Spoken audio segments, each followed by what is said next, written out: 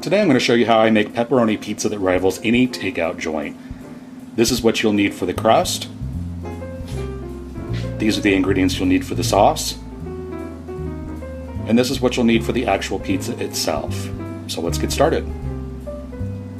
In my stand mixer here, I'm going to add 2 tablespoons of sugar and 3/4 of a cup of warm water, about 110 degrees or so.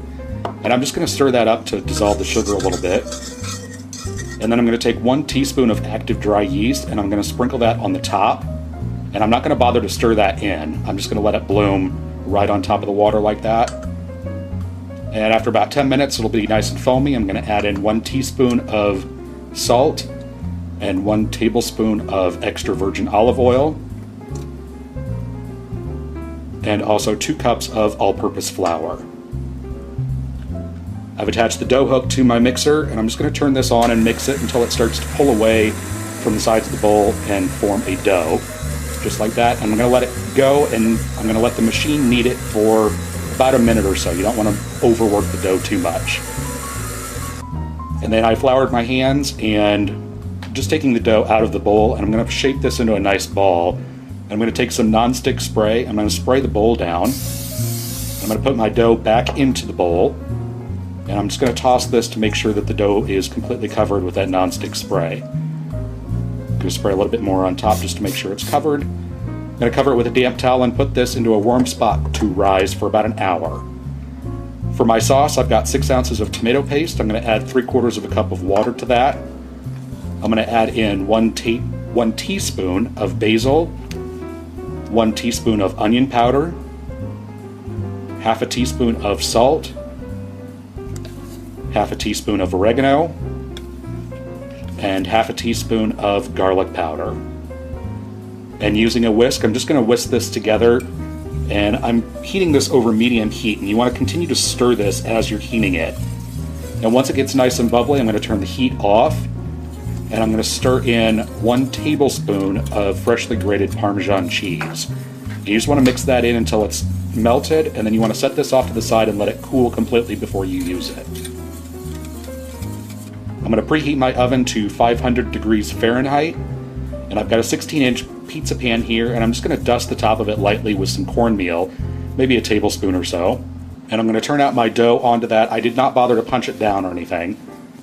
And using my fingers, I'm just going to pat this out, starting in the center, working my way out, and pressing the dough out to the edge of the pan. And you want to leave kind of a lip around the edge for the crust. And then I'm going to take half of my sauce mixture. I'm just going to spoon that out into the center, and then using the back of a spoon, I'm just going to spread this out to within about 3/4 of an inch or so of the edge of the crust. And once you get your sauce spread out, make sure that it's nice and even. You don't have any bald spots on your crust. And then you want to take your mozzarella cheese and just sprinkle this onto the top. And you want to make sure that you get the cheese all the way to the edge of the sauce. You don't want to cover the crust, but you want to cover the sauce with your cheese.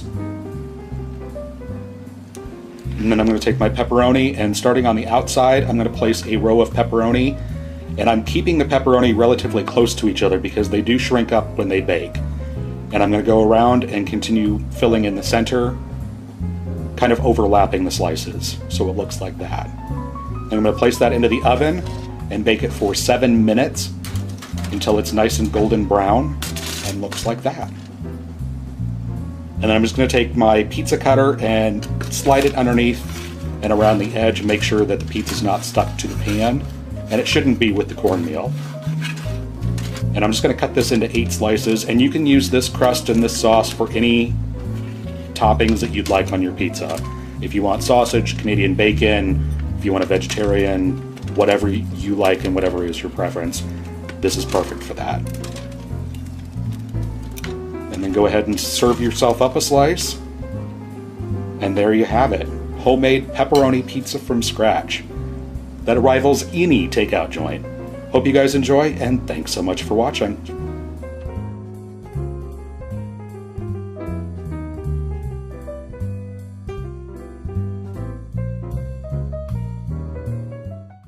Today I'm going to show you how I make pepperoni pizza that rivals any takeout joint. This is what you'll need for the crust. These are the ingredients you'll need for the sauce.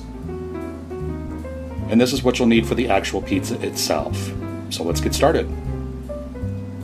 In my stand mixer here, I'm going to add 2 tablespoons of sugar and 3/4 of a cup of warm water, about 110 degrees or so.